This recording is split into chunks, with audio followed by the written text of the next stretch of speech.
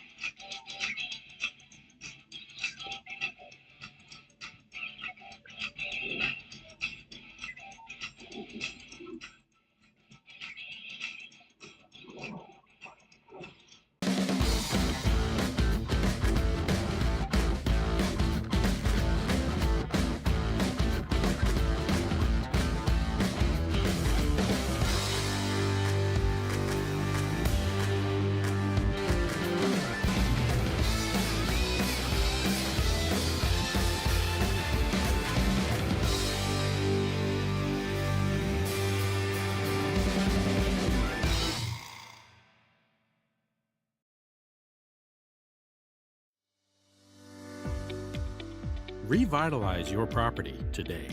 Shine Time is your turnkey solution for all power washing and painting projects.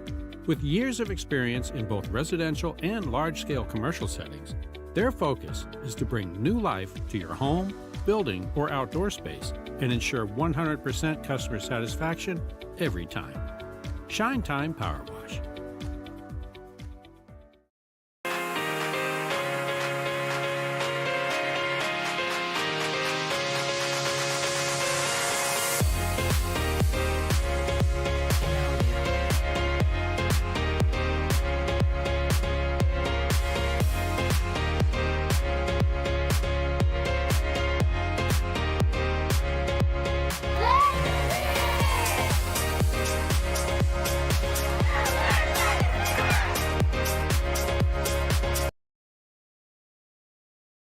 Well, it's everybody's favorite time of year again. Time to prepare to make your annual donation to that infernal revenue service. And if you're like me, you need help. Help to keep that donation as small as possible. So get off your W-2 and call John Maynard at John's Tax Service. 455-6763.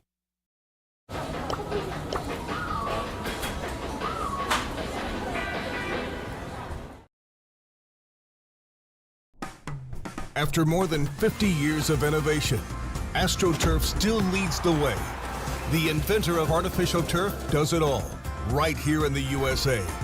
We engineer, test, manufacture, and install the world's most innovative fibers and turf technologies, with over 30,000 tracks and fields worldwide. AstroTurf, powered by Sport Group.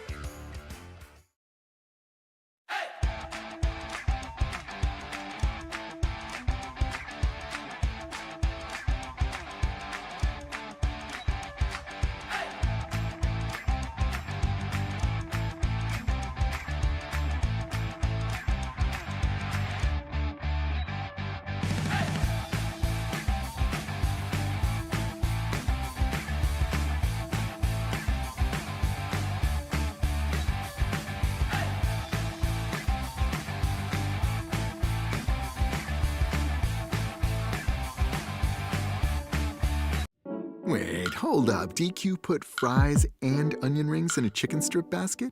Did you know this? Oh, of course you did. It's sitting right in front of you. Sorry. I mean, you got fries and onion rings together. Like, is this for real? Hey, baby, wait. Oh, yep. That just got really real. Grab a chicken strip and fry rings basket. Okay, just one. Just one. DQ, happy tastes good. Get it delivered at DQ.com. At CHKD, sports medicine is more than just treating injuries. It's a whole team approach to caring for young athletes. With experienced physicians, surgeons, trainers, and rehab specialists here when kids and teens need them most. Our experts help young athletes prevent injuries too, with advanced training and conditioning programs that keep them in the game safely. CHKD Sports Medicine, where kids are more than patients and we're more than a hospital.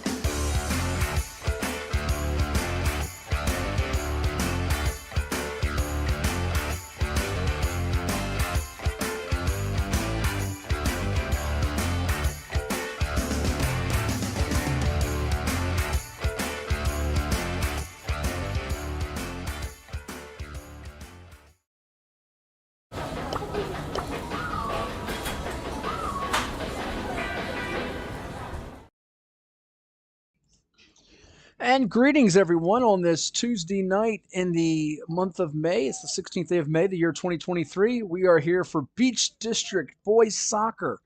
If you're just tuning in on our YouTube page and on beachsportsplex.com, we thank you for tuning in. Matt Hatfield here with you, and we'll get you set here for Kempsville and Cox in just a few minutes as they're about ready to introduce the lineups and get you set for this matchup that features the Falcons at 9-2-1 overall, taking on the Chiefs of Kempsville, who are 7-6-1 overall. And we'll tell you about some of our sponsors and supporters of this action in just a bit as well. We'll go through the district schedule and what's on deck for the postseason as well. Matt Hatfield here with you, Jeff Fatma, our camera operator. And some more soccer action will be coming your way on Friday here from the Plex. So make sure you hit that subscribe button to our YouTube channel so you can get notified when we hit the airwaves live for that for you. And the postseason will be here after that because that is the regular season finale for Beach District boys and girls soccer teams. The regionals start on May the 24th, a week from tomorrow on a Wednesday. The regionals will wrap up by Saturday, June the 3rd. And then you have state quarterfinals on Tuesday, June the 6th, semifinals on June the 9th with the Spring Jubilee sites hosting those, and your state finals on state championship Saturday, June the 10th. And a lot of youngsters will be graduating around then. So we will have our national anthem in just a moment, and we will be hearing from a couple more of our sponsors, and then we'll tell you the lineups for both of these teams. Earlier tonight, it was the Cox girls beating Kempsville 5-0. As they got 4 goals, did the Falcons. Check that, 3 goals from Ava Rasul, a freshman for them.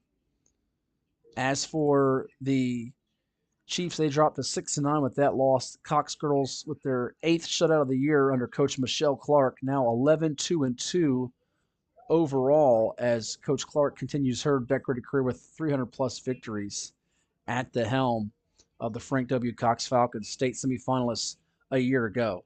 Now, for this team here, the Cox boys, well, interesting storyline here as they come into this one, coming off the program's first state championships, winning back-to-back crowns in 2009 and 2010.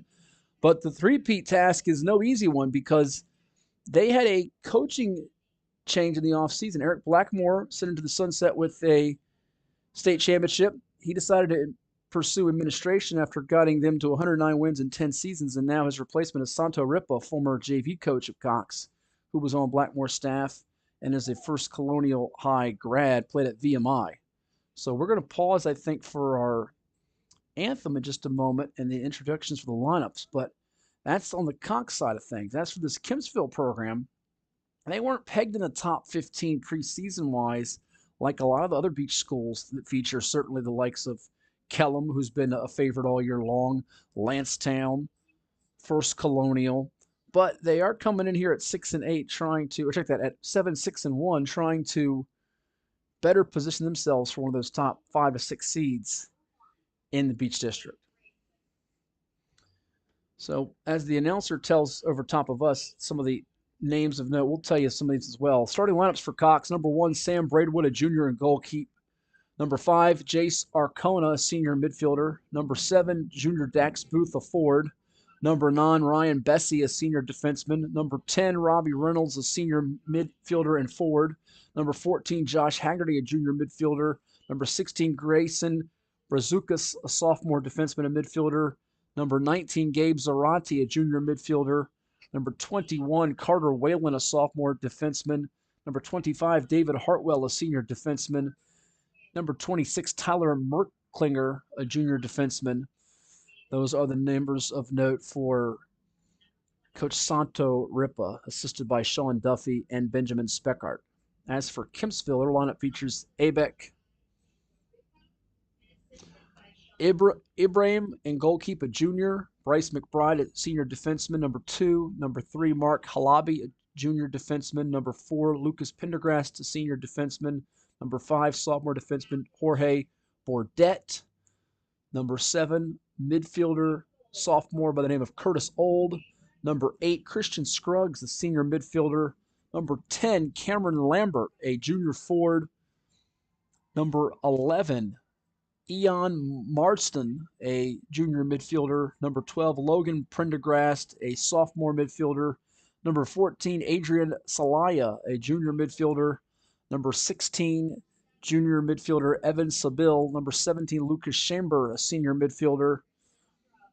And that rounds out the lineup for head coach Leroy Wilson, assisted by Julio Munez and Logan Vargas, those of the Chiefs of Kempsville, who close out their season coming up on Thursday versus First Colonial, while it will be the Cox Falcons taking on the Kellum Knights on Friday. Other Beach District action as they continue to introduce these starters here tonight for Beach District boys soccer.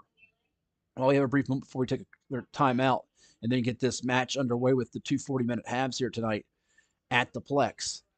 Your other Beach District matchups across the city tonight in soccer include Lancetown hosting Grassfield, Bayside hosting Indian River, Smithfield hosting Ocean Lakes, and we'll tell you more, but we'll take a quick timeout and come back with more.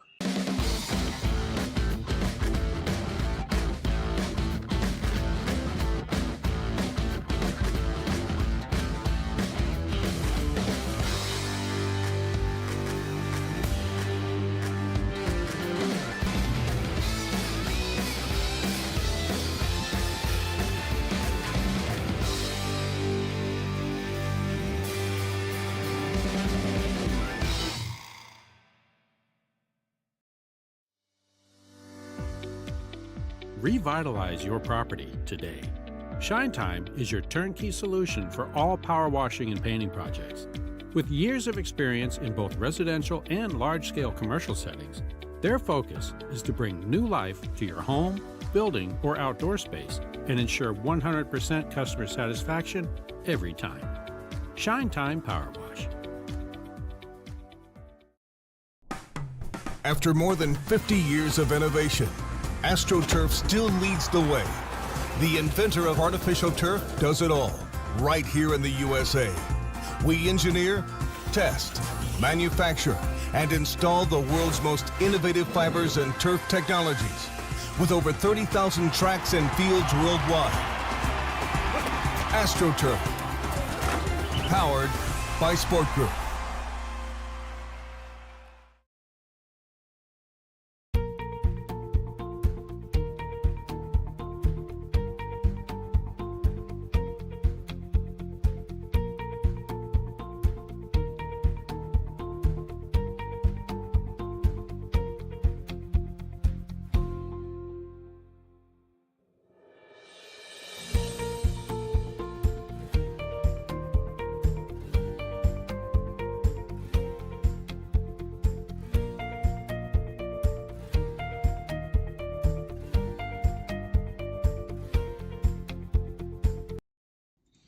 They cater. You can enjoy it. Zoop Eatery. Go check them out online. Zoop.com. They're right down the road from us. Customizable, individually packaged meals. Choose from any of the wide variety of soups.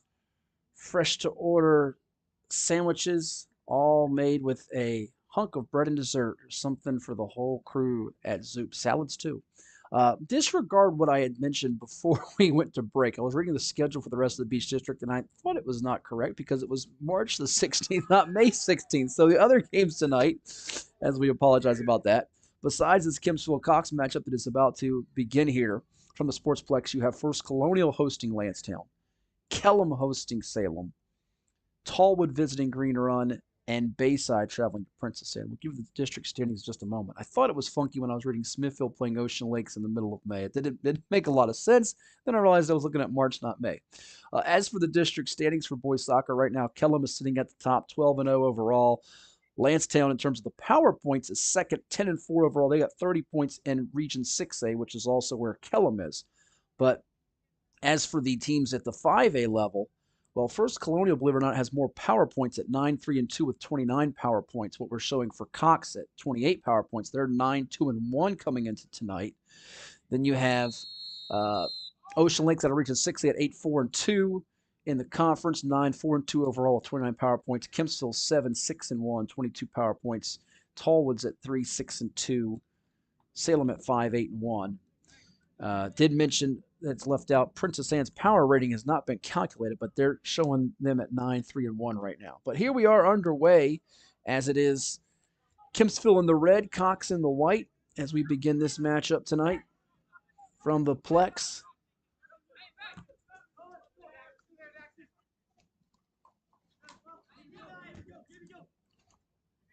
Hearing some calling for some give and go. Toss in there for the Falcons with number 25. That is David Hartwell. Handled well by Robbie Reynolds, but Kempsville quick, active in defense here. Trying to scoot away from trouble. It's number 14 for the Falcons and Josh Haggerty. Chiefs gain possession. Evan Sabil. Kempsville's come out very alert here. Just a minute and change going by as they're trying to keep Cox from striking first in this matchup and putting the pressure on that way.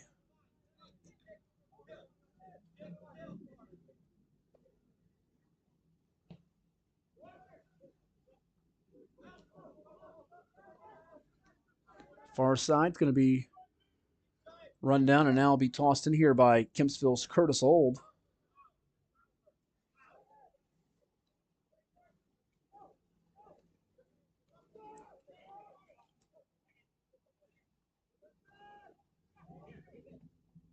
Certainly a lot of expectations for Cox despite the coaching turnover coming off their fourth state championship. Arcona and Hartwell, those senior leaders, Haggerty and Booth, the juniors, that provide the high energy and intensity. But they know they have a target on their back with being defending state champs and recognizing that they'll get everyone's best shot. And Kempsville here early on has kept them out of transition well. Trying to dish it over was Bryce McBride, but the Falcons regain it.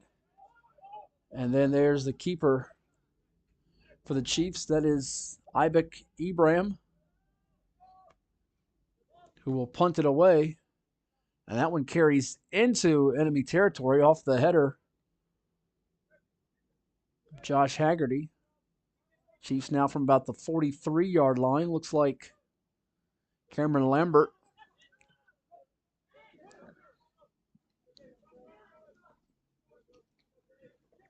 Along the near sideline, set to toss it in for Cox will be David Hartwell.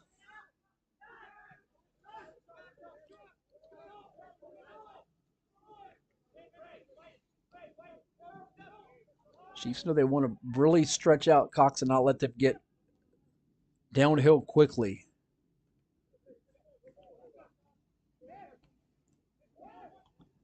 On the breakaway on this, the senior night for Kempsville, the young ladies and fellows were recognized before our game tonight. Special evening for them here at the Plex.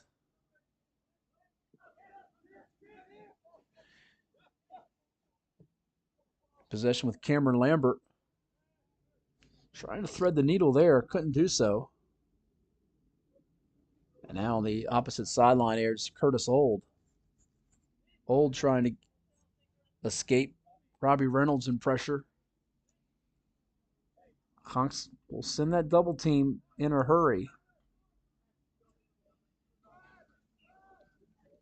The sun's starting to set, a little overcast skies on this Tuesday in May, where the temperature has been mighty warm this evening. Currently checking in at 79 degrees. Feels like 82. Check that, 78 degrees. Looks like the storm's a little bit slower developing, which is great news for us, as they're now saying they won't arrive here until after 10 p.m. at last check here on the latest weather app, which is excellent news to get these games in. We mentioned some of the suspended match notes in our girls matchup about basically what they do if a match is halted due to weather. And I think we're going to keep our fingers crossed that that won't be the case tonight, as the Chiefs, with Cameron Lambert up ahead. And if you missed that, I'll give you a little quick recap what they do with suspended match and the rules going. They declared an official match if one complete half or more of the match has been played and one team is ahead. At any point after completion of the first half, the score is tied. They can resume the match from the point of interruption unless both teams agree to the tie. And if less than one complete half of the match has been played, they resume the match from the point of interruption. And district, conferences, regions do not have the authority to set these rules aside, according to what the VHSL has listed on its webpage in regards to that. So we are almost 7 minutes in the books and no score. We didn't get our first score in the girls' game until the 26:34 mark. 13 minutes and 26 seconds, courtesy of Ava Rasul. And this one now shaping up to be similar in that regard. We might not have a score until we get around that 20-25-minute mark of the first half. There's Braidwood jumping to it quickly. Sam Braidwood, a young man for Cox High School that we watched out here at the Plex against Kempsville, ironically enough, in a football game. It was one that Cox was winning for much of that and then lost it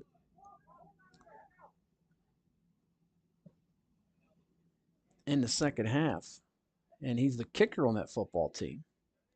Played for the Pro Football Hall of Famer Alan Faneca.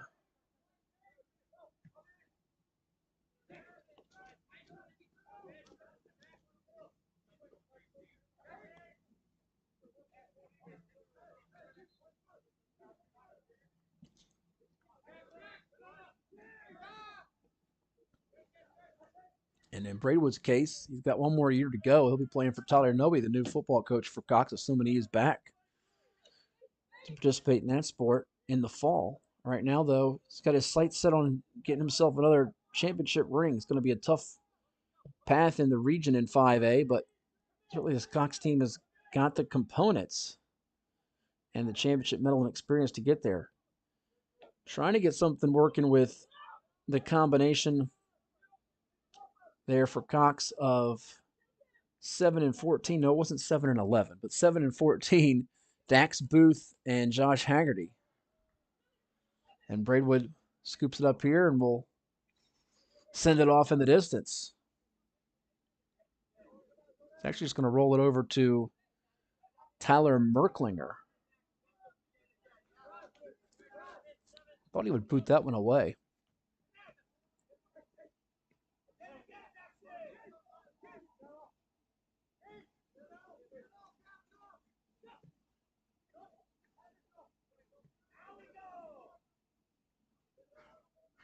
And right now the Chiefs looking for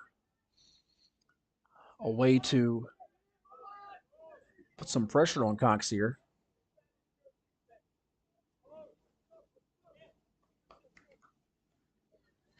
So here's your corner opportunity.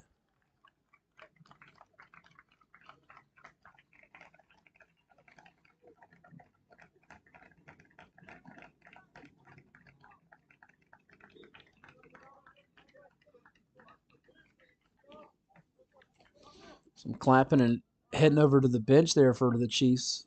Looks like that is number 8 who gets a round of applause, and Christian Scruggs, a senior. Deeper bench belongs to Kempsville in this matchup, which was not necessarily the case in the last one where we saw only 2 subs for the girls and Cox had the very deep bench. Cox has still a good host of players on its bench with about maybe 10 to 12, but it's not nearly as many. Battle for it around midfield, trying to shield them off.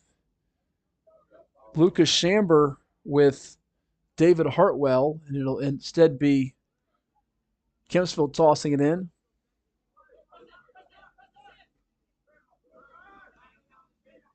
Now the Falcons with Robbie Reynolds. Over to Dax Booth, midfield. Here's Reynolds. He's going to boot it to the far side.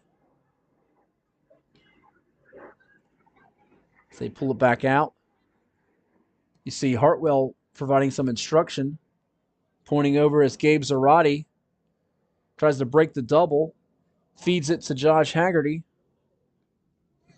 And with 29 minutes and 25 seconds, still no score here, as the Chiefs have kept Kempsville from getting on the board, but likewise on the other side of things. Cox coming in with 7 shutouts on the year, which is the exact total that its girls had coming into tonight. They blanked War Hill 1-0, Western Branch 4-0, those back in the month of March. Shut out Green Run and Bayside, as well as the likes of Salem, Lancetown, and Tallwood.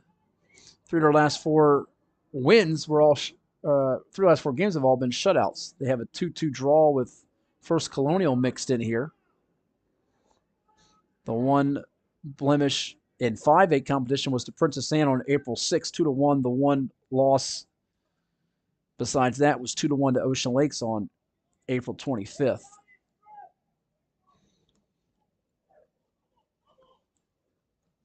Kempsville has been shut out 5 times this year, including 3 in a row to Kellam, Ocean Lakes, and PA as the schedule got tough in the middle of April.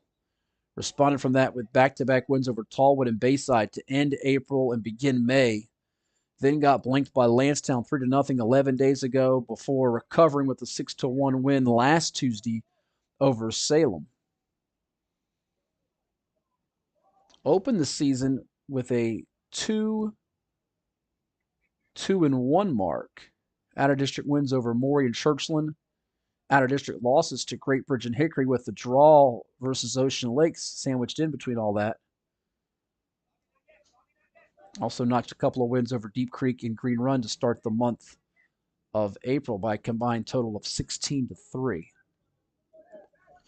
Far side with possession. Falcons now lose it.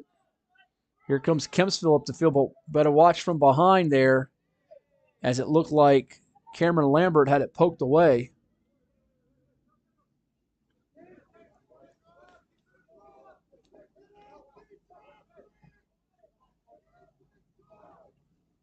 We've seen Hartwell involved in a lot of the action here so far for Cox, as he's been all over the field. Makes the pass over to Arcona. Kempsville steps in front of it. That one's going to go nowhere, as there's 2 white shirts in the pathway of the intended target. Now Haggerty has it. He's going to try to curl through the middle, but that one's going to be nudged a little too far out of the reach of his teammate Grayson Brazucas, the sophomore, with 26:30 on our clock. So it's gone longer than the girls' game without a goal, as we got our goal at the 26:34 mark in the first half. Another substitution as the Chiefs bench applauding number 17 coming out, Lucas Chamber, another one of those seniors for Kempsville. 5 seniors on the Kempsville roster, with backup goalkeeper Zach Caudill. Oh, nice job there by starting goalkeeper, the junior Abek Ibrahim, to jump forward and deny Cox a scoring threat. Header there for the Falcons.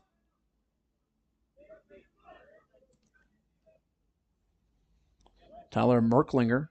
But the 5 seniors for Kempsville, Zach Caudill, Lucas Prendergrass, number 4, Christian Scruggs, the senior midfielder wearing number 8, Lucas Chamber, midfielder wearing number 17, and Bryce McBride, number 2, defenseman.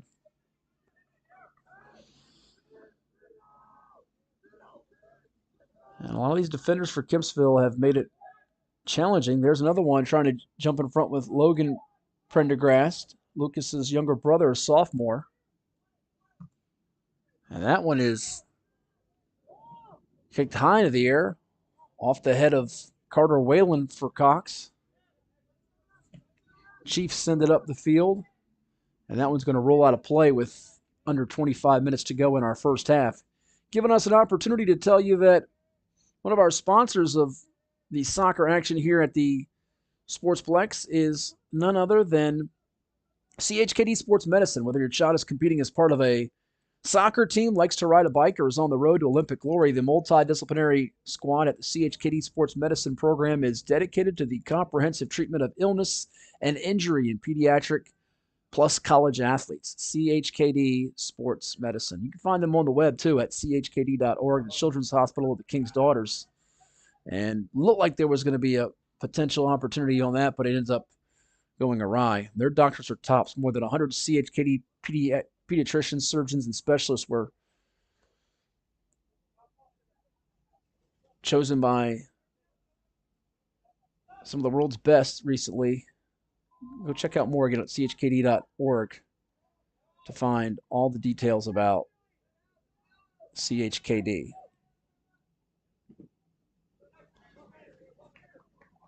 Located on both the south side and the peninsula here in Hampton Roads, as well as in North Carolina and Elizabeth City. So health, healing, and hope for all children.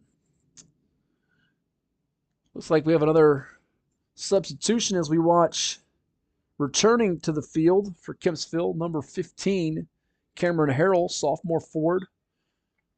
Taking a seat and getting a hand is Lucas Prendergrass, number 4, one of those 5 seniors we highlighted.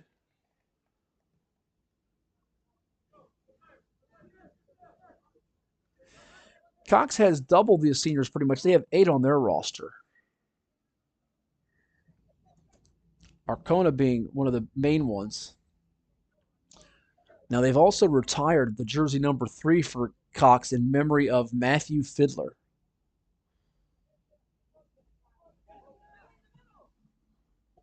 Which I think was a very honorable thing that Cox did. Oh, look at that maneuver by Robbie Reynolds. And now Cox has a chance to get numbers working here. Here's Gabe Zarate.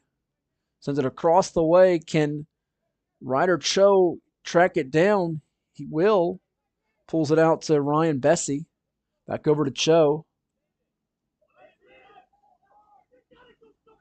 Cho looks to fix I don't know if something on his left sock got pulled up, but he bends down to fix it and go back to work here as the Falcons have it from their own 10. Trying to get it closer to midfield. 22 minutes to play in this first half.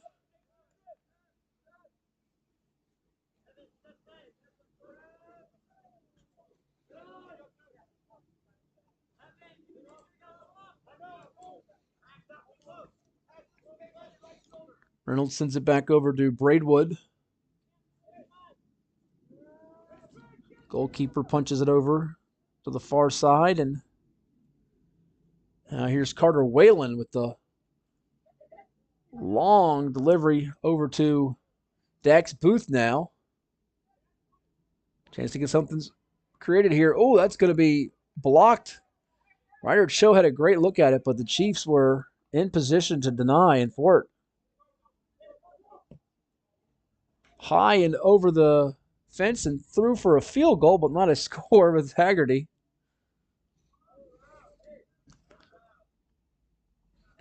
So we watch a couple more new faces run on for Kempsville. I see Adrian Salaya takes a seat. Jackson Vovoda, sophomore, coming in. This is the first time we've called out Jackson Vovoda for Kempsville, number 18. Also see Evan Sabile. Header there, another header. 3. Do we hear 4? We didn't see 4 in a row. And Kempsville's able to dodge trouble with Eon Marston, sending it out of play.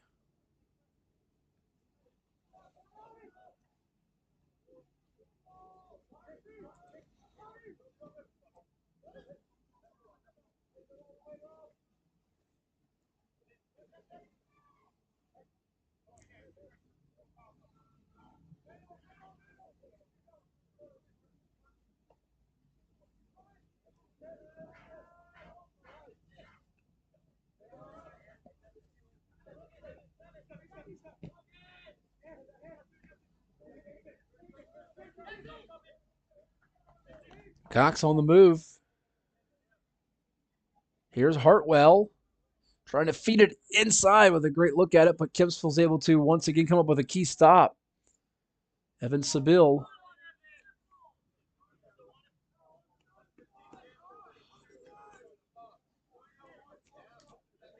Chiefs thought they were going to get an opportunity into Cox territory, but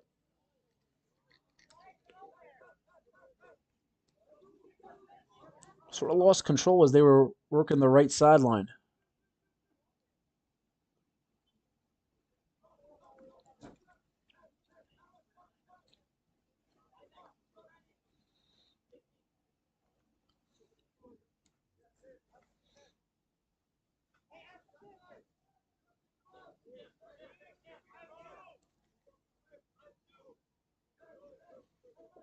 So here's the free kick here for the Falcons.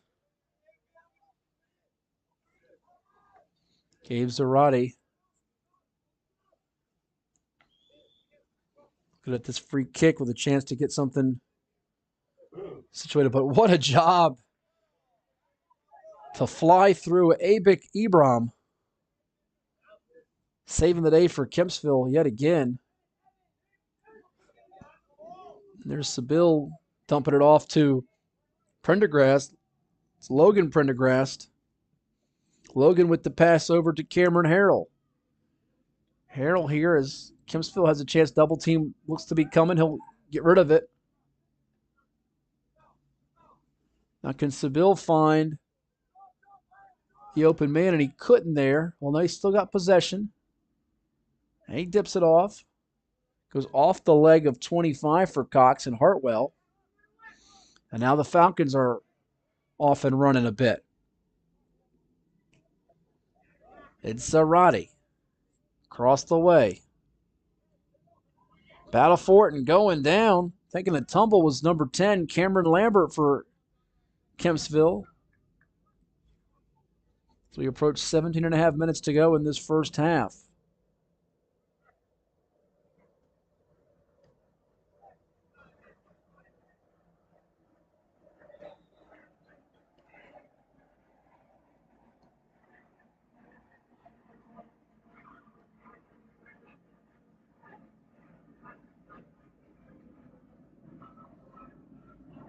A couple more substitutions coming out as the jet flies over top of us.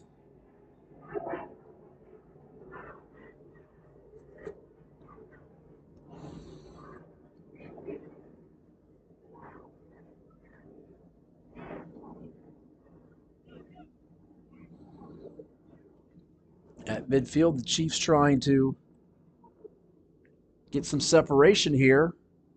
Cox defenders, though, just really swarming well. Off the leg of Arcona.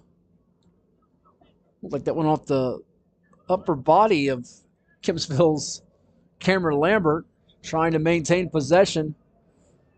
A man goes down, and here comes Cox on the run. This could be trouble for the Chiefs. Keeping possession here. Doing a great job before it hits the post was number 14, Josh Haggerty of Cox. That one got a little too close for comfort if you're a Chiefs fan.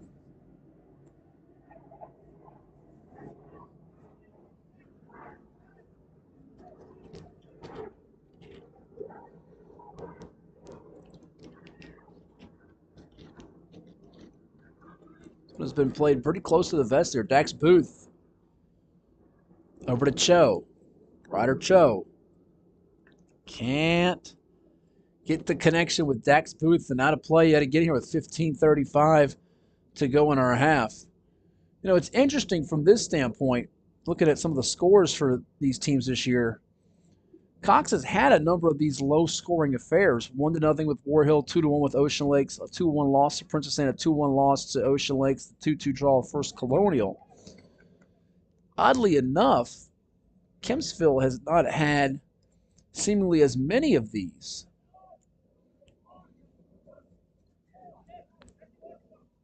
They've had, I think, literally 6 or 7 games where someone scored at least 4 or 5 goals. And they've come up on both the winning and losing end of some of those. Beating Deep Creek 7-3, Blank and Green Run 9-0, beating Tallwood 6-2, beating Salem 6-1, losing to Great Bridge 4-1, losing to Princess Anne 5-0.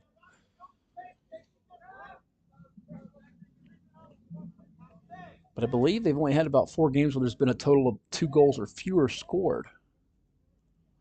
Last one of that was the case was a 2-0 loss to Ocean Lakes on April 21st. So we have not had the scoring output that we saw in the last contest on the girls' side where Cox shut out Kempsville 5-0. Here come the Chiefs with a chance 2-on-1 opportunity.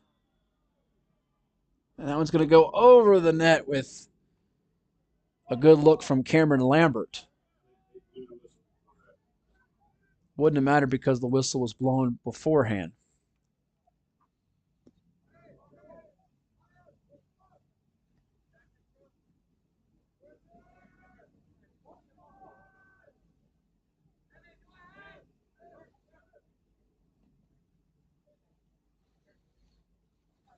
That was a pretty interesting 2-on-1 sequence once the Chiefs were able to hop to it.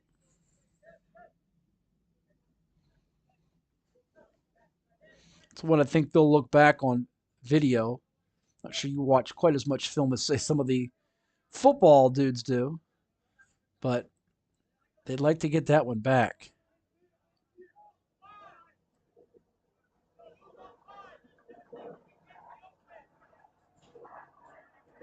I believe that was on that 2-on-1 sequence. Might have been Morgan Hurst. Couldn't tell who it was that had it initially before it was passed over. Another jet flies over top of us, and with under 13 minutes to go, Cox with pretty good field positioning here to dial something up. Oh, another save there as that was hit straight on by Arcona. And once again, Ibrahim doing his job. Punts it away to the opposite 40, 35-yard line area. Off the noggin of Dax Booth.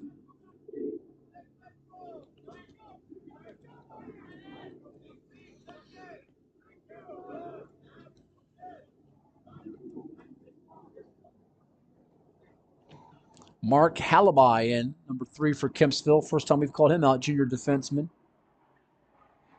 Another header, and then, taking a spill. Looks like that was Logan Prendergast.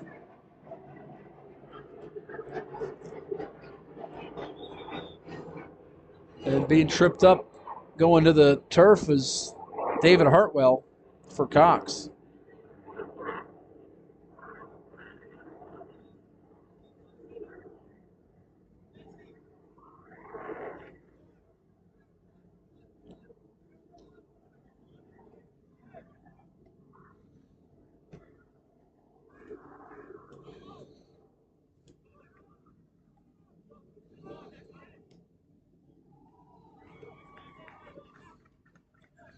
And the Kempsville fans and bench applauding. They're liking the way they're standing tall here. Every time Cox seems to be in position to draw first blood, they're kept off the board.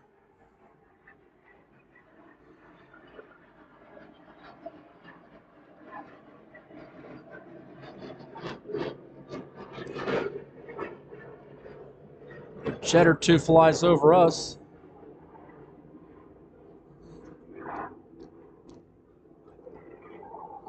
Falcons with Trey McDonald.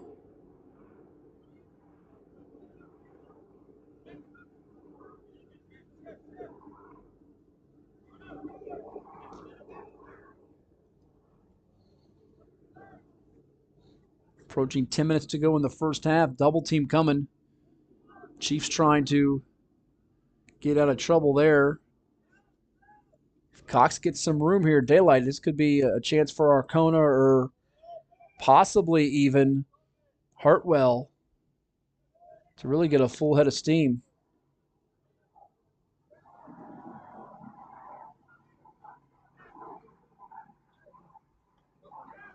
Which is not what Kempsville wants whatsoever.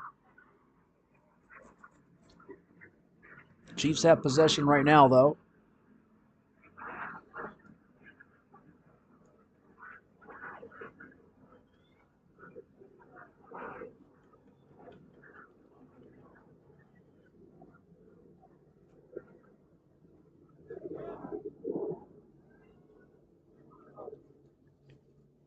Sent up ahead off the leg of number 14 for Cox. That's Josh Haggerty.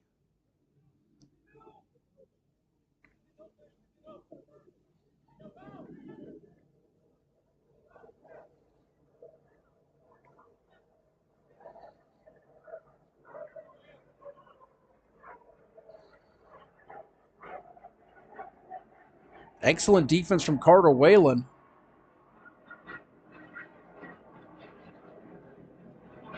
And then sent away by Tyler Merklinger. But Kempsville's well stationed there to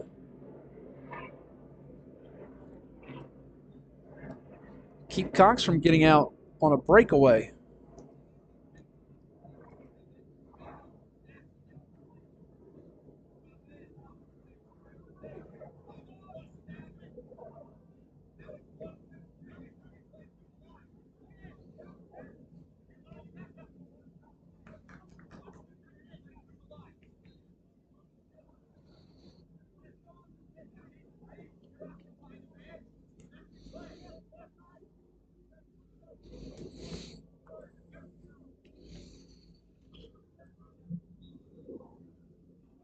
Falcons trying to get to it with Ryder Cho. But once more, Kempsville really playing one of its best halves of the season given the competition here. They're coming off a 6-1 win over Salem, but they're able to pull this out tonight against the Falcons, the defending state champs. It would bode enormously well for them as the regional tournament approaches.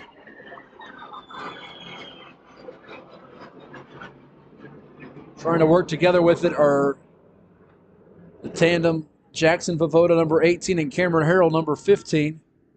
Here's Vovoda, the sophomore, dishing it off. Really clever dish over to Harrell. Now with it is Jack Whitley, midfielder, junior. Falcons get it. Now they have a chance with some numbers in transition. Here comes Dax Booth, but Kempsville ready for it. Outstanding work again as it's Curtis Old.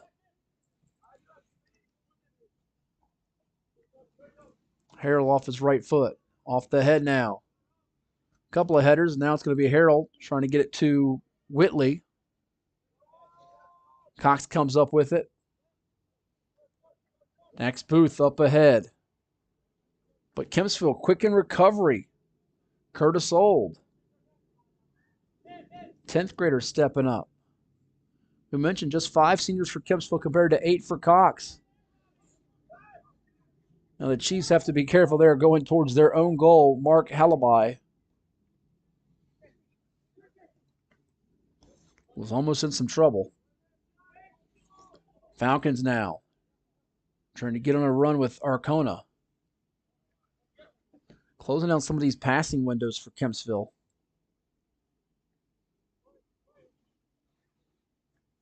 Seeing if they can get a free release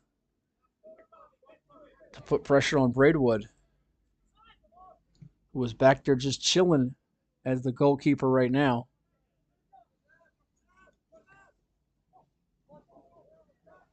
Trey McDonald sends it up ahead. Losing his footing, though. It's McDonald unable to keep pace with Cameron Harrell. And it's going to go away from the post and out of play.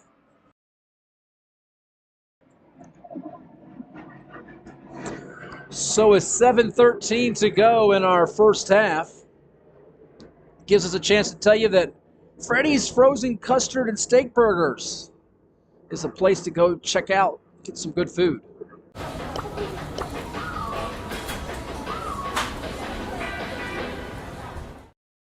Freddy's is at your fingertips, and you just saw it so fast you didn't even miss the kick from Kempsville's goalkeeper, Abek Ibrahim. All kinds of planes flying over top of us, but at Freddy's Frozen Custard and Steak Burgers, you can experience delicious cooked-to-order food and rich and creamy frozen custard churned fresh throughout the day at Freddy's Frozen Custard and Steak Burgers.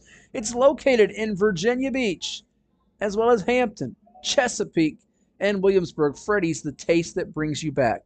And looking over to my left, I don't only see Jeff Fatma, but I see the hardworking women down in the main booth experiencing some clock difficulties yet again as the thing has frozen on them. Not from Freddy's Frozen Custard and Steak Burgers, but from just the technology that sometimes, we all have to power through. We are fortunate to have good technology, but sometimes, you get dealt a hand that is not so pleasant to y'all. So if you're watching right now and you see the clock not moving, it's not because someone fell asleep in there. It's because the thing has frozen yet again.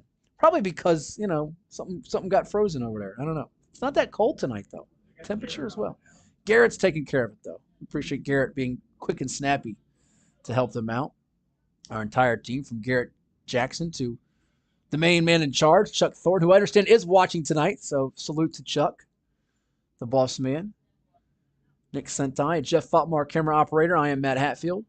Scoreless battle right now. It's a good tussle between Cox and Kempsville. Even though there hasn't been as many highlight reel plays or exciting action as far as goals being scored, just the back and forth battle to try to gain momentum has been worth checking out here. And the two goalkeepers, specifically Abek Ibrahim, he's been making more plays. Sam Braidwood's only had to make a couple to keep Kempsville off the board. But Ibrahim has prevented this from being a big problem. And right now the official time is being kept on the field. So we're going to estimate we're probably at about 6 minutes, maybe 5.5 right now. Ooh, little collision there as one of the Chiefs took a spill. Lucas Chamber, but he pops right back up because he's a tough cookie.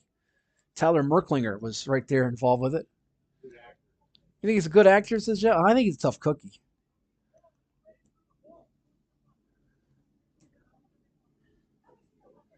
He's a tough cookie. So here we go. This could be a real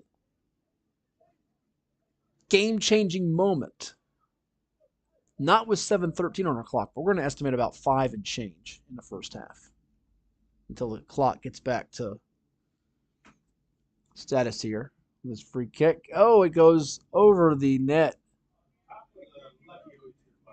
That's right, to hit the Lucky Oyster Party deck up top. Tell you what, as I can say this, and I'm not going to get in trouble, I'm pretty sure.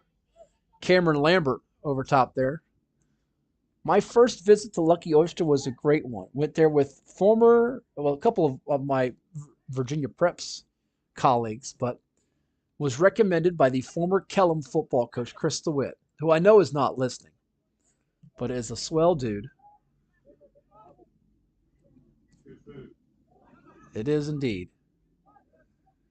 Good experience over there. Has me looking forward to the 7-on-7 passing league they got going, getting ready to start over there.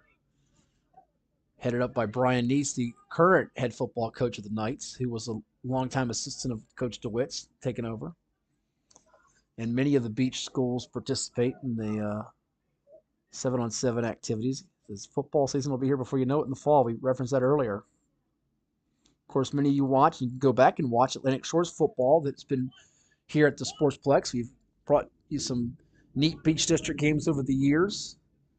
Playoff games, memorable ones here at the Plex. You think back to the Ocean Lakes Oscar Smith battles, the Bayside Oscar Smith 2010 Region Championship here. The state semifinal was played here just this past December with Green Run and Maury, who squared off for the second straight year.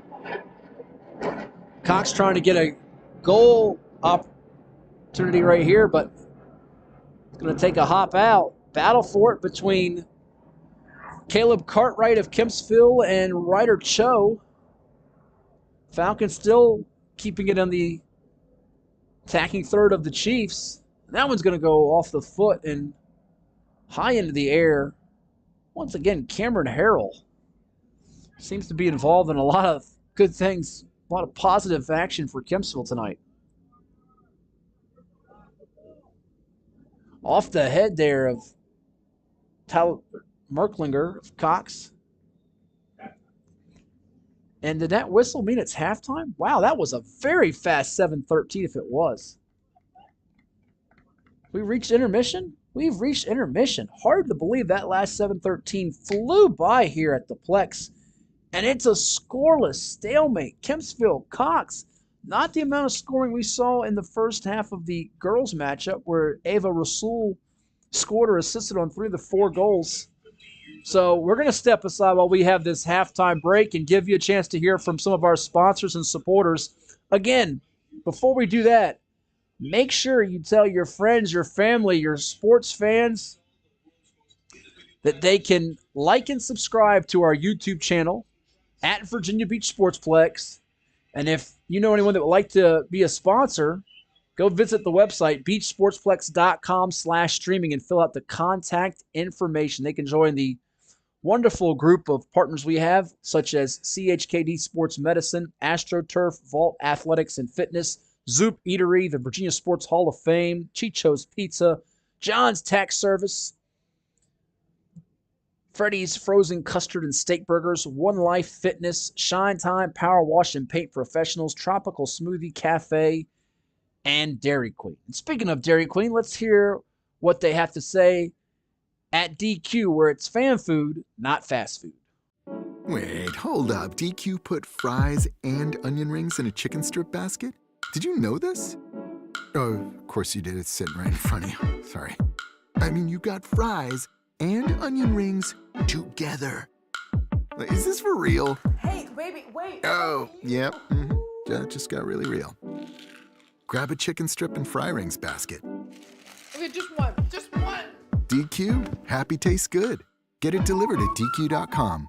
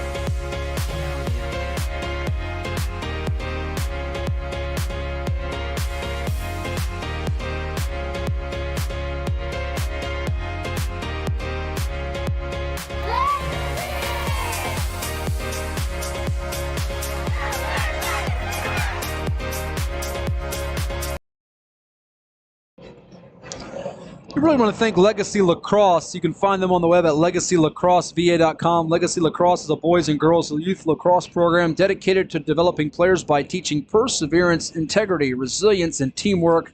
They're committed to excellence and leaving your legacy on the field. And it was so neat last week to see, while the college club lacrosse teams were participating with the USA Lacrosse, and we saw championships be won in that event, that the Legacy Lacrosse program was there and under the canopy enjoying that action out here last week. And we've had a lot of lacrosse high school teams participate in this first year for the Beach District as it joins being a VHSL Beach District sport, not just a club sport, along with the softball, baseball, the tennis, the outdoor track, and, of course, the soccer we have here tonight. We're at halftime. No score between the Cox and Kempsville boys. And we're maybe about 5 minutes or so from the second half starting. You heard from Legacy Lacrosse, and you'll hear from some more of our sponsors here at the break. And the next one we have on deck for you in our reel is Shine Time Power Wash and Paint Professionals, where you can revitalize your property today. Let's hear what they have to say. Revitalize your property today. Shine Time is your turnkey solution for all power washing and painting projects. With years of experience in both residential and large-scale commercial settings, their focus is to bring new life to your home, building, or outdoor space and ensure 100% customer satisfaction every time. Shine Time Power Wash.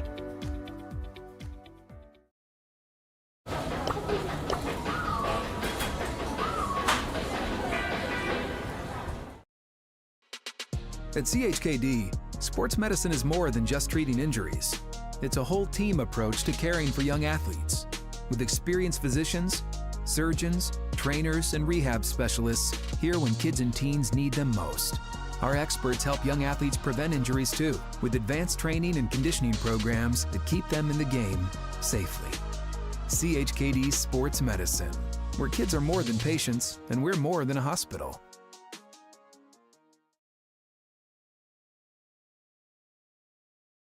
Well, it's everybody's favorite time of year again. Time to prepare to make your annual donation to that infernal revenue service. And if you're like me, you need help. Help to keep that donation as small as possible. So get off your W-2 and call John Maynard at John's Tax Service. 455-6763.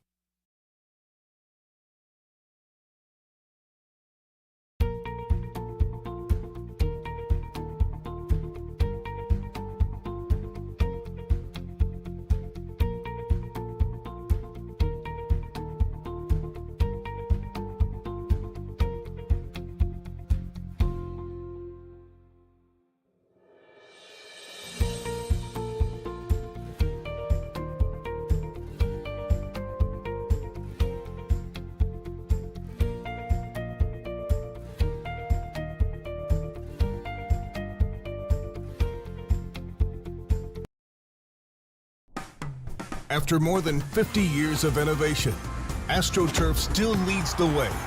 The inventor of artificial turf does it all, right here in the USA. We engineer, test, manufacture, and install the world's most innovative fibers and turf technologies, with over 30,000 tracks and fields worldwide. AstroTurf, powered by Sport Group. We're almost ready for the second half. You just heard from AstroTurf. Since 1965, the AstroTurf brand has been driven by forward-thinking ingenuity. Today, AstroTurf continues to improve its system designed to deliver playing services with the most realistic, sport-specific performance, longest-lasting durability, and sound player protection. AstroTurf. As we get set for the second half, let's quickly hear from One Life Fitness.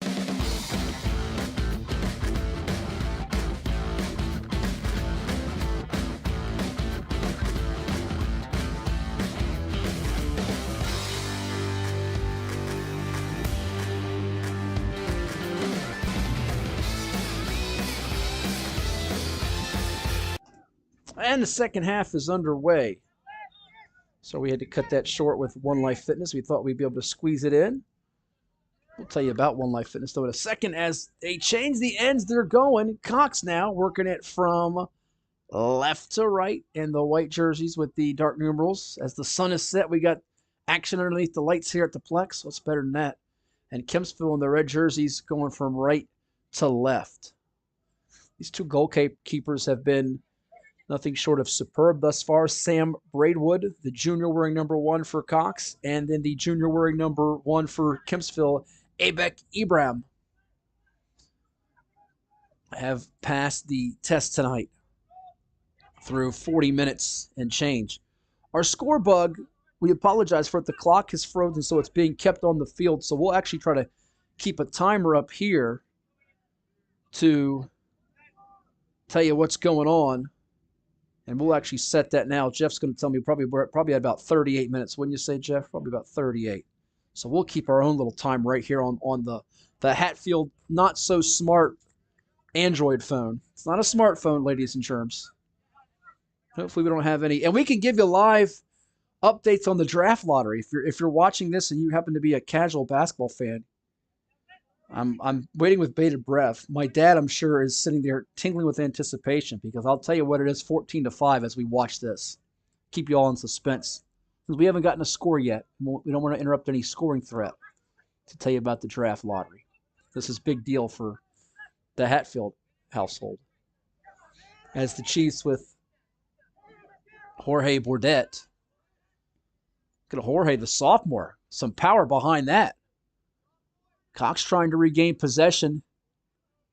And this is going to be 10 for Cox, beating out number 16 in front of that. It's Robbie Reynolds getting to it before Evan Sabil. Oh, what a move there to fake out the defender. Look at the nifty footwork from Cameron Lambert. And Lambert right to Braidwood, who's able to save it.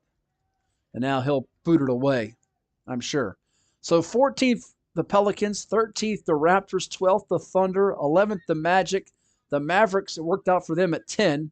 They made that decision after they got Kyrie Irving to rest him at the end of the year, which was perplexing to me. The Jazz at 9, the Wizards at 8, the Pacers at 7, the Magic at 6, the Pistons at 5, who thought of the top 4. So the San Antonio Spurs still alive in the Victor Wembanyama sweepstakes. See if they'll get in the top 3.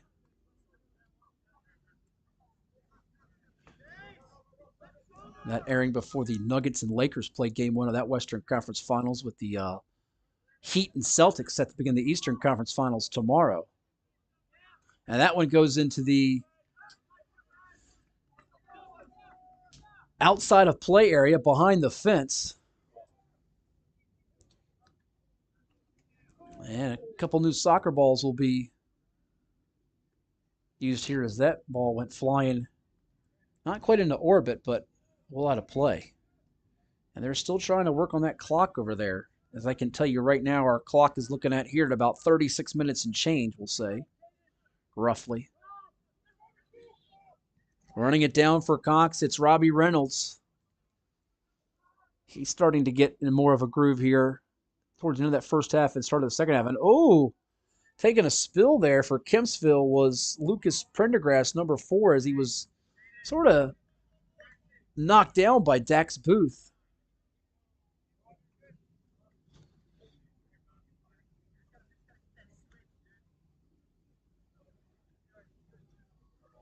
They used to take commercial breaks with the draft lottery from 1 to 3. Now they do it from 1 to 4, which is interesting. I guess they took a commercial break because I see it popped up on my app after I got a text message from one of my trusty sources.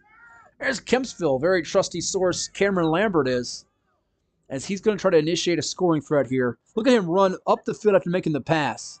That's the type of hustle you want to see. But Cox able to boot it away with just the savvy play of Tyler Merklinger. Got to have some savvy mixed in to go with the athleticism and quickness. As I'm saying a whole bunch of things right now to Jeff, he can't hear a word I'm saying because the jet flies over top of us. But just to repeat it for him as he hears me now, you got to have the savvy mixed in to go with the athleticism and quickness. When you have that combination of factors, You put it in a pot and stir it up like gumbo and make it taste good, and then you're good to go. So here we are with a little more than 34 minutes to go in this contest. Still looking for our first goal between Cox and Kempsville. If you're wondering, has either one of these teams played a 1-0 final this year? Well, yes, they have. Kempsville beat Maury 1-0 back on March 17th. As for the Falcons of Frank W. Cox High School, and here they go with a chance from the far side. Battle for it, and look at the job again. It's going to be number 11 for Kempsville, Eon Marston. Getting to it quickly. Marston sending it high in the air. It's going to be retrieved initially by the Falcons with Cameron Lambert. Check that. With not Lambert. That was rather Robbie Reynolds. Looking at my Kempsville roster.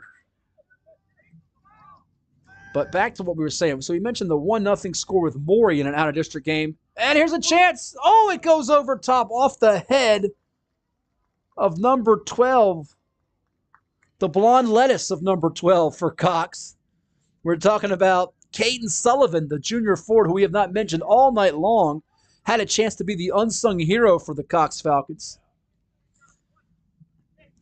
I say you go back to that blonde head of lettuce and see if he can deliver for you. But Cox has been involved in a 1-0 game as well, which they won out of district in March over War Hill 1-0. So these two teams have won 2 out of district 1-0 games. Kempsville well positioned here again. Falcons trying to get something working, and it's going to be saved again. Good look from number 7 for the Falcons, Dax Booth, but there goes Ibrahim diving forward to say, not tonight. No change in goalkeeper at halftime. You understand with Ibrahim playing so well, it wasn't really a need for it.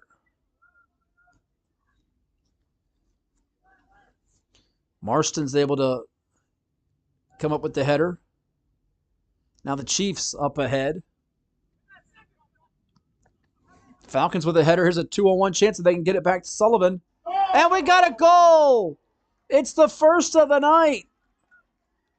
And the Falcons get it. Number 14 coming up with the huge goal, Josh Haggerty. We'll say it comes at the 32-20 mark of our second half unofficially. Josh Haggerty. And you love this teammate going over there, Sullivan, so quick. He was very close to getting the first. And Cox striking there. Josh Haggerty delivering in a monster way for the Cox Falcons.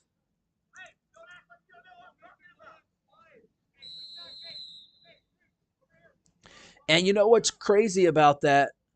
I think Haggerty, either him or Brazucas, had the lone goal in that 1-0 win over War Hill. I'm not 100% positive on that, but I believe Josh Haggerty had the goal in that win over War Hill. So think about that. You could have 2 1-0 wins the entire season and the same kid scoring the goal. And by the way, it is also worth noting that with 4 birdies in Harrisonburg last October, Josh Haggerty won the VHSL Class 5 State Golf Individual Medal. So he is a multi-sport standout.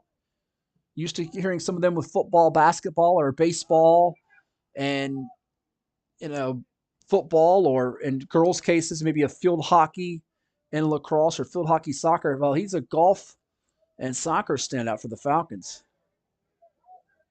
Understand he shot a 72 at VB National for the Falcons last August as well. See, I keep all this, what you would think is useless, mindless information for moments like this. So that was a great one for Haggerty. I'm sure he'll remember this, especially if it's a win. And now the Falcons want to get an insurance goal, but it's going to be Ibrahim diving for it to stop that.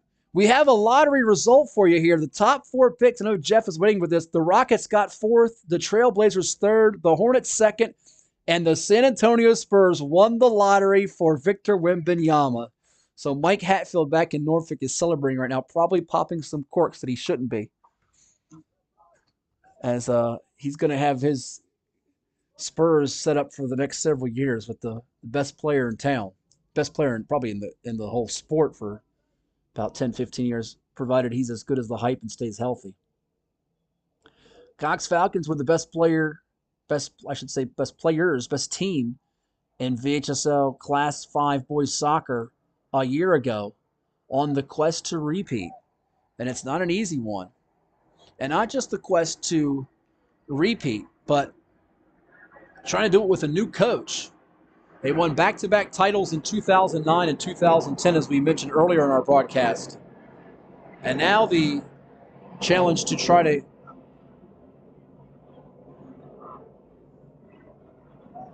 win it with a new leader from the sideline, which can be done. And I know Santo told the Virginian Pilot before the season, quote, Coach Blackmore has laid the foundation for a successful program, and I am excited to continue the building process. We have a target on our back and embrace the pressure. I think in the first half played a little bit with some pressure tonight, but they didn't make a lot of mistakes, and certainly not a mistake that Kempsville was able to capitalize on. And there's a nice diving play by Ibram to save it again for the Chiefs and keep this at 1-0 as our tally. And again, if you're looking at our score bug and you say the score should be 1-0 in favor of Cox, why is it not showing that on my screen? Well, right now we're dealing with some technical difficulties on the scoreboard end, which is synced to our stream. So if you're watching right now, hopefully you have the audio on so you can hear me, but that's why you're seeing the score bug, the time and score frozen. It should be Cox 1, Kempsville 0 with about 28 minutes and 15 seconds to go in our second half.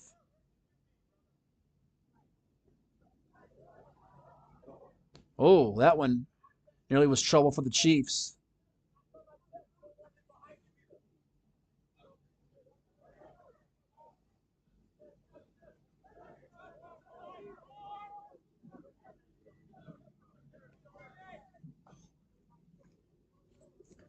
And that's going to sail out of play. Well, we have a moment here with just under 28 minutes to go in our game. I want to tell you about another one of our sponsors here of the action at the Plex, and that is Tropical Smoothie Cafe, where you can eat better, feel better. They're bursting with fresh flavors.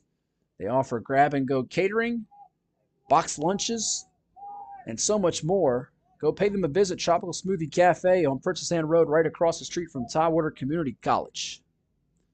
Braidwood had a save a moment ago for the Falcons, trying to keep them out of trouble here, as Kempsville wants to stay on the attack.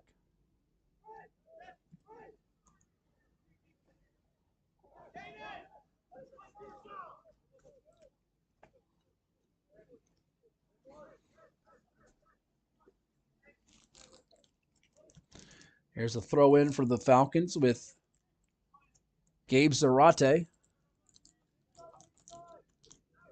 Zarate gets it back.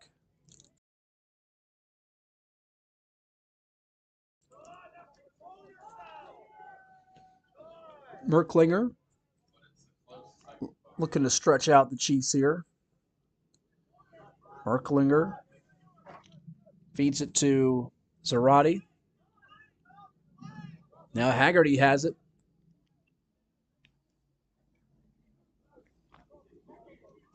Sullivan getting a lot of burn here, a lot of playing time in his second half. He's been in the fray quite a bit. And in a good way, they want to keep it that way here and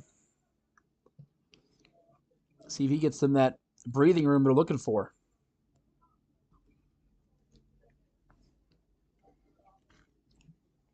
Takes a hop and will take a second hop and third hop and eventually go over the fence. As Robbie Reynolds hit that one pretty good.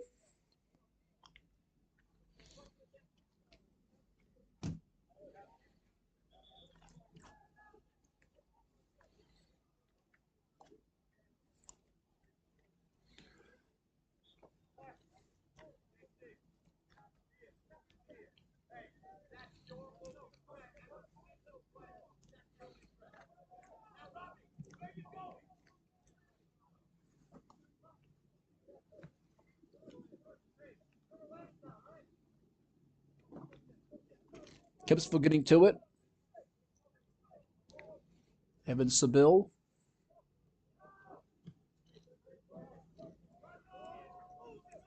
Falcons coming right back with it.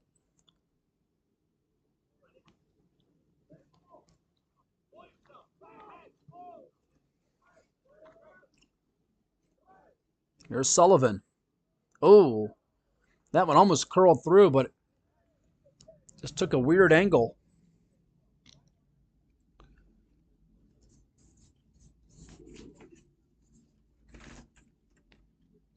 Some anxious moments here tonight.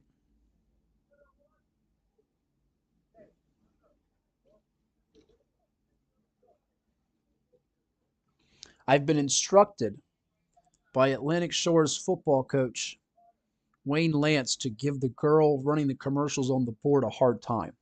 And the reason I've been instructed is because it's his daughter. So I'm doing that right now. Hopefully he's listening.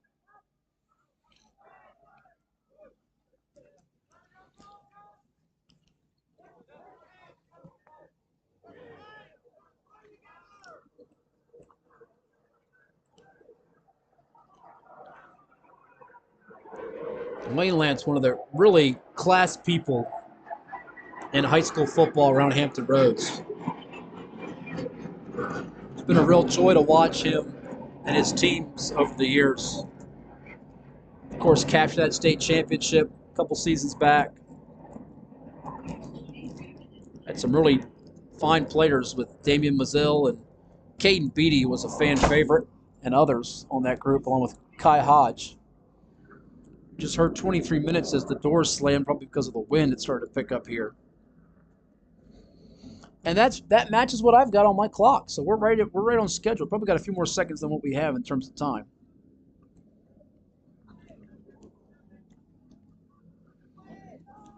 But looking forward to what's in store for Wayne Lance and his Seahawks on the gridiron this fall.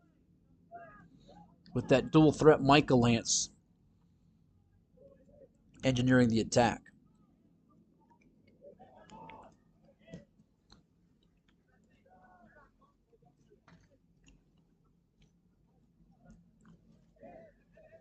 Chiefs with Evan Seville.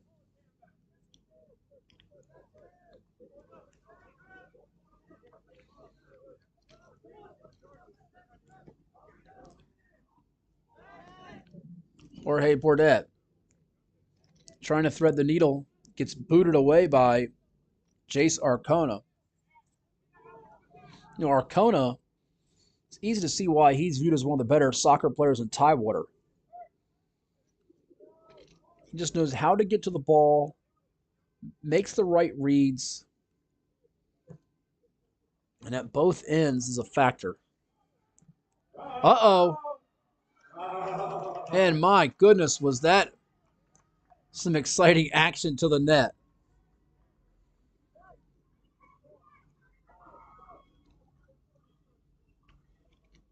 Look at the hustle there and the teammates giving each other support as Abek Ibram gives his buddy Curtis Old a hug, knowing that saved what could have been a 2-goal deficit that might have put this one out of reach entirely. His brother, really? No, not his brother.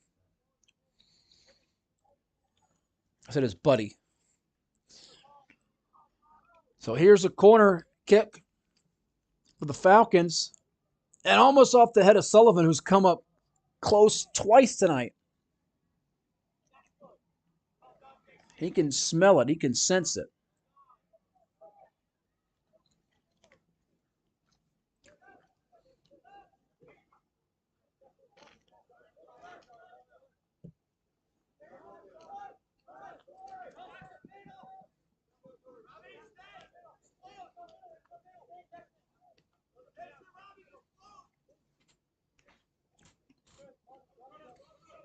Boot back over.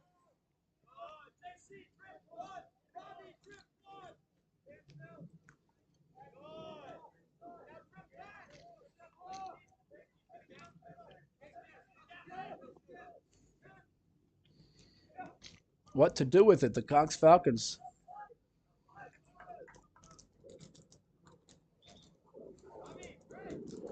keeping it out of possession of Kempsville here.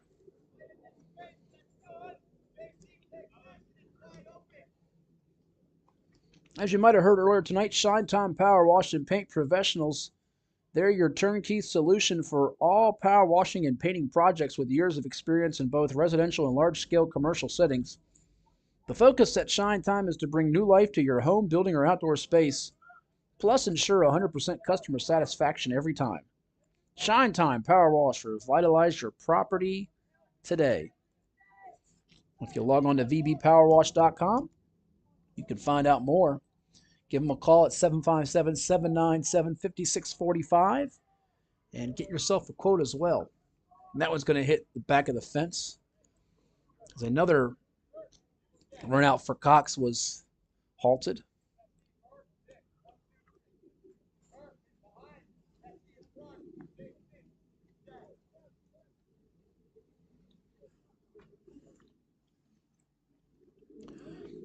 Under 19 minutes to go in regulation. It's a 1-0 lead for Cox on top of Kempsville. And here is a corner kick for the Falcons. Looks like it's going to be Gabe Zarate putting it in. Oh, almost. I think we would have credited Carter Whalen for that had it ended up being a goal. Just a couple of feet away from squeezing through.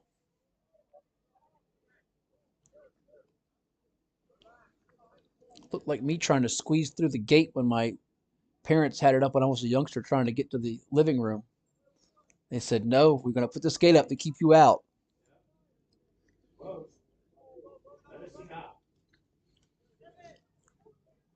And right now, the gatekeeper for Kempsville is none other than Abik Ibrahim, who has really been splendid tonight. Outside of that one goal that Cox had with Josh Haggerty, hard to really dislike the performance he's had.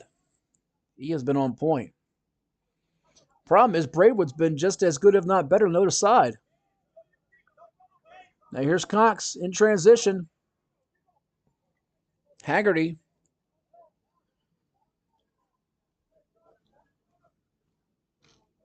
Far side with Marston covering. Look at a little juke move, a little fake out with Dax Booth.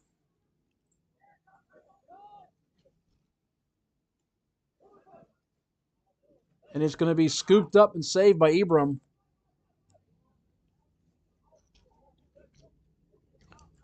No chance to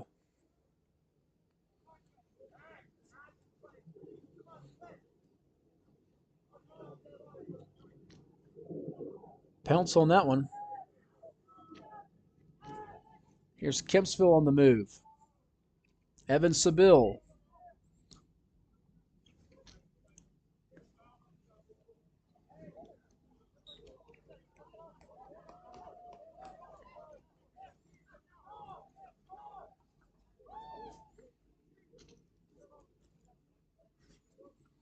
And the time continues to tick down.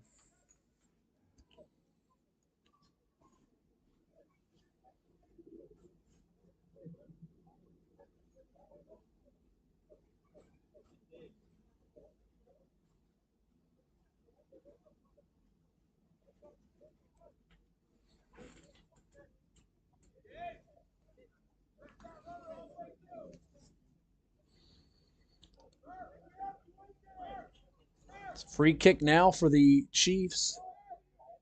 Let's see what they can do to try to make this pay off.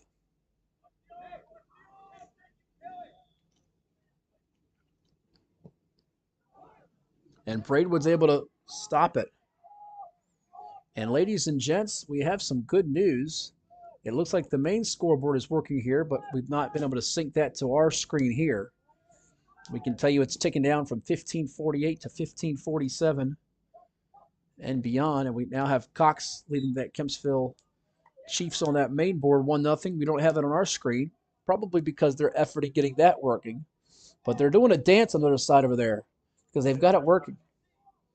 Time is spot on. We're only off by about 13, maybe 11 seconds from our attempted synchronized phone and net clock. So we're right on point. Right on point.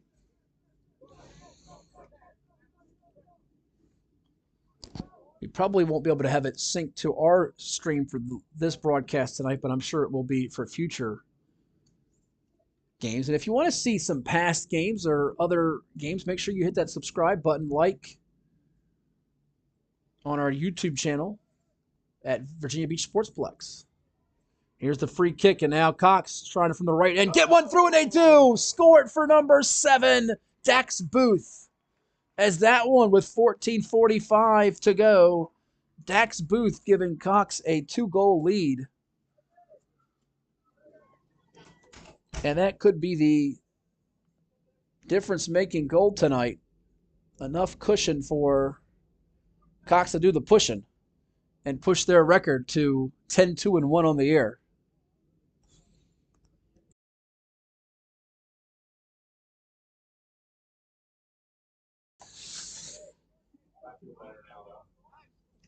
Well, that's going to probably take the overtime out of the equation unless Kempsville is to get a goal here quickly, because they're playing against both the Falcons and the clock here.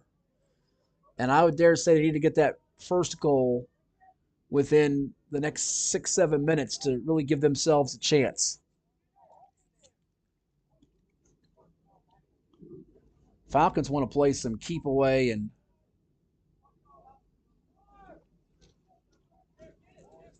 make it tough on Kempsville to get possession in enemy territory.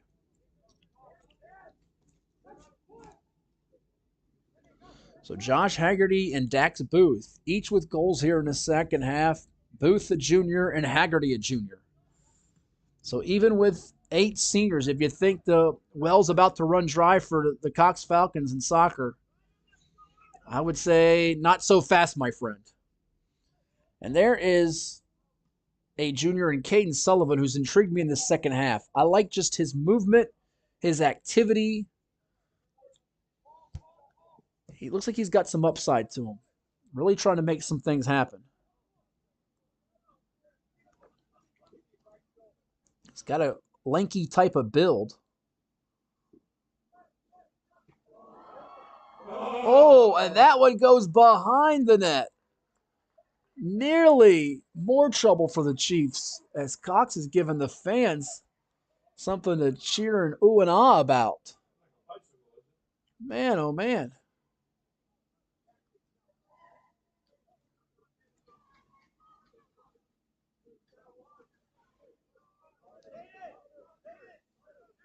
So here comes another corner kick for the Falcons.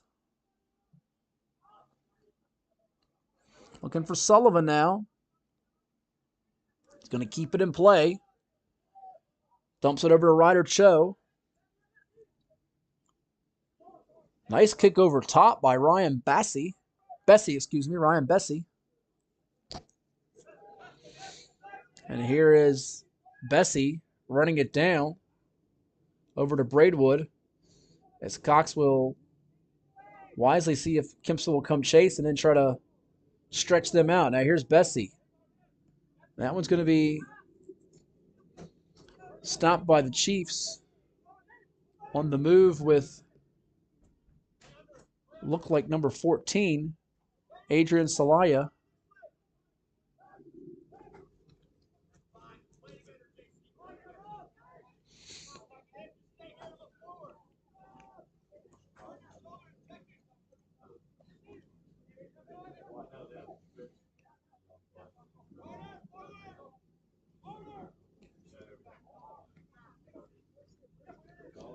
Falcons now with Josh Haggerty over to Gabe Zarate.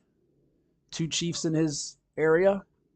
That one's going to be deflected well. Robbie Reynolds trying to get a whack at it.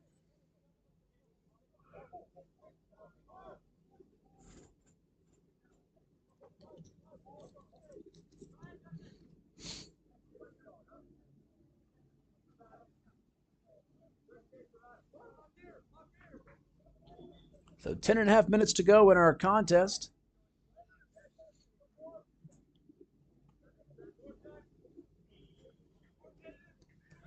Cox leading Kempsville 2-0, and we see some substitutions as both Sullivan and Booth will head out. Looks like Ryder Choate as well for Kempsville. Believe that is Jackson Vovoda racing off. And Bryce McBride, one of those senior leaders, back out there to operate.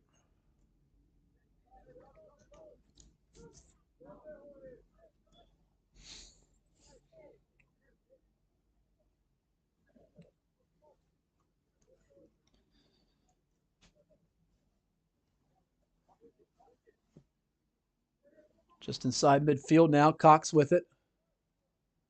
Looks like that's Jace Arcona. Told you about Haggerty being a multi-sport athlete, and Braidwood as well for Cox.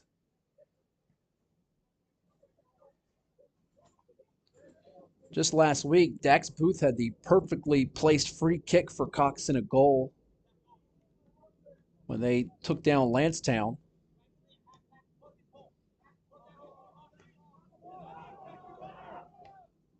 And what was interesting about that 2-0 shutout last week of Lancetown was the first time Lancetown had been shut out all year. So Braidwood with the clean sheet doing a stellar job that night.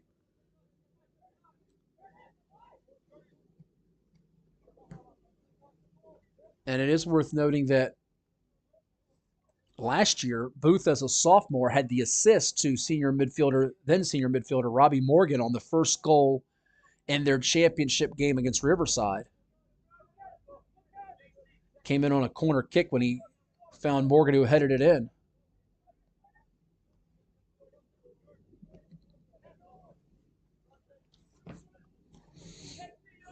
So he has been able to rise to the occasion before.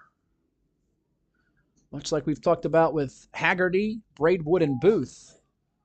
It's not a law firm, but it's been the big three tonight for Cox. Haggerty, Braidwood, and Booth.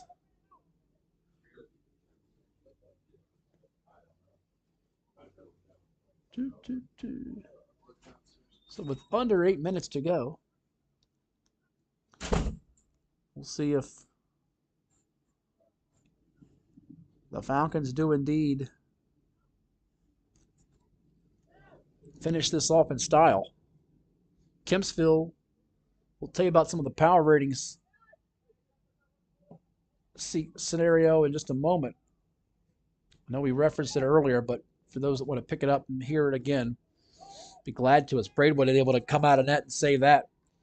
Coming into yesterday, Hickory was number one at 12-0-2 with a 2.71 power rating. Cox was right behind at 2.27, 8-2-1. Now, that was before their win yesterday, having played Tallwood. Princess Anne third at 10-3-1 with a 2.21 power rating, so literally 0.06 behind Cox going into that one. Then you had First Colonial fourth at 2.07, Kempsville fifth at 1.57, just 0.07 ahead of Indian River at 1.50. And then 7 through 9 looking like Bayside, Salem, and Tallwood. Literally Salem and Tallwood separated by 0.01, so that one is razor close. These last two games of the regular season will have a lot of impact on how it will finish up for the region tournament that starts in 8 days on May the 24th on a Wednesday. A couple of Chiefs defenders trying to get in the way for Cox, and there's Jace Arcona.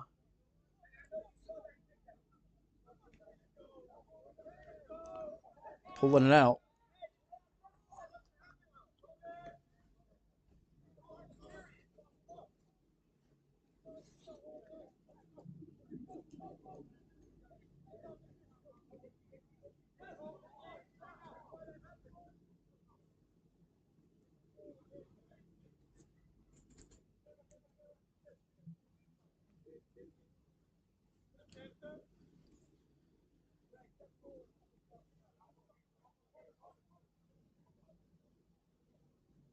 So here will be the free kick for Kempsville.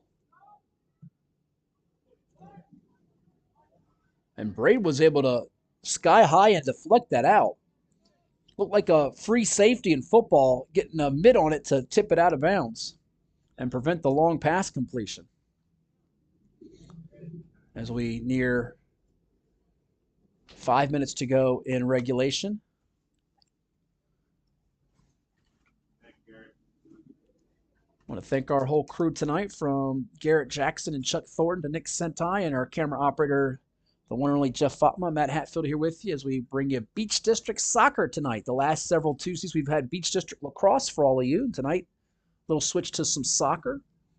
And if you're curious about the schedule of Beach District teams for soccer, lacrosse, baseball, softball, you name it, anything you want to know about the Beach District schools, you go to beachdistrictva.org. You go to beachdistrictva.org to find out your schedules, your scores, and standings. Because I know I get this asked a lot. I can't find who plays who. It's not in my newspaper on this specific day, or it's not on yourvirginiapreps.com on a specific day.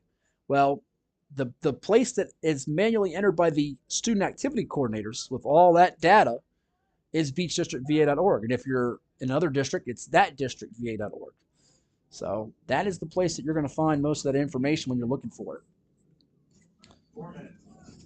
And a lot of us in the media, be it the newspaper, television, radio, internet, print, we rely heavily on them, so can't thank them enough. And for Kempsville and for Cox, they have two of the very best in Carlin Conaway and Jessica Horney. They are just outstanding, so we want to give them a pop tonight while we have them here for their cooperation and access to getting rosters and all the stuff that we need to make our broadcast possible.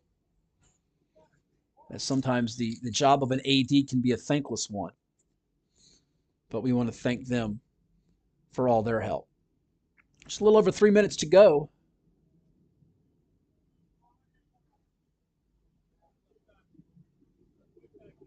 And for those who don't know, Jessica, the daughter of one of the legendary, living legend basketball coaches in all of Hampton Roads, the great Larry Bowman. We love everything about Larry. I do, except the fact he's a Dodgers fan, which I won't kid him about too much. And it rolls out of play to the fence with 2:50 to go. So it was scoreless at halftime, but Josh Haggerty put Cox in the lead at around 32 minutes and 20 seconds to go with his goal, and then Dax Booth giving them the breathing room they needed with 14:45 to go in this second half. And here we are with time ticking down, and it's looking good here for Cox, but a corner kick for Kempsville. Chiefs trying to track it down here. Braidwood able to get to it on the shot from Lucas Shamber. And now he'll roll it over there and let that clock tick. Very smart. Cox is going to close out the regular season coming up on Friday at Kellum High School against the Knights. That's a big one because the Pilot has Kellum #1 in the area going into Monday at 13-0 overall. Had Cox 5th. In between them were Great Bridge 2nd, Hickory 3rd, Ocean Lakes 4th. Had Princess Anne Boys 6th, Lansdowne 8th, First Colonial 9th in their boys' top 10 rankings. Clock now is being kept on the field here as it hits 1:39 on our board up top. And we've got our score bug working, by the way, too, which I'm so delighted to hear. Another kudos to Garrett Jackson in there and the whole crew. Want to shout out one of my favorites, too, Joyce Hodges over here for Kempsville. She's the very best. We love Joyce and all that she does for the student athletes over there at Kempsville.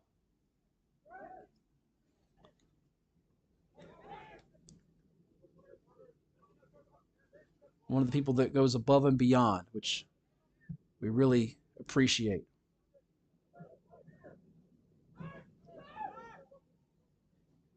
Kempsville trying to get to it with Lucas Shamber. And there's Cameron Lambert as time is running out on the Chiefs. It's not looking too pleasant for them. They're going to drop to 7-7-1 before their final game coming up on Thursday against First Colonial. believe that is in fact a road game for them, if I'm not mistaken.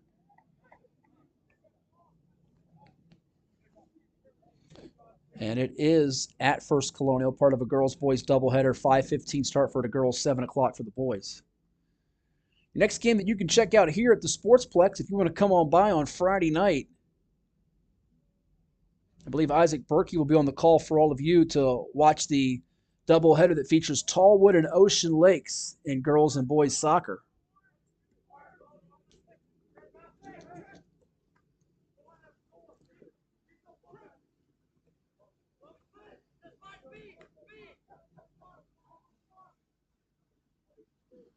Falcons now trying to clear it out with Robbie Reynolds. And Gabe Zarate with probably one of the last boots of the night as the time is about to run out on this one. And it's going to be a Cox 2-0 shutout victory tonight.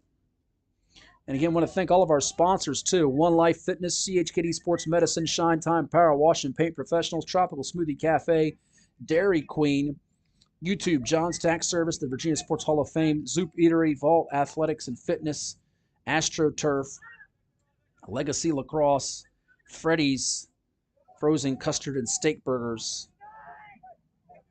as well. Chiefs with possession, and it's going to be booted away. Trying to chase it down with Logan Prendergast. Logan's got it now. A couple of Cox defenders converging on him. Evan Parziali, junior forward. There's Braidwood with the save that will probably solidify the 8th shutout of the year for the Cox boys soccer program on a night when the Cox girls get their 8th shutout of the year. There's some symmetry for you. As Braidwood will just boot it far ahead, and that whistle will do it. Final score, Cox Falcons 2, Kempsville Chiefs nothing. As the Cox Falcons improved to 10-2-1 on the year, Kempsville dropping to 7-7-1. Again, thanks to Jeff Fatma. This is Matt Hatfield. Make sure you tell everyone to check out beachsportsplex.com and subscribe to our Virginia Beach Sportsplex YouTube channel. We say so long from the Plex. Revitalize your property today. Shine Time is your turnkey solution for all power washing and painting projects. With years of experience in both residential and large-scale commercial settings, their focus is to bring new life to your home, building, or outdoor space and ensure 100% customer satisfaction every time. Shine Time Power Wash.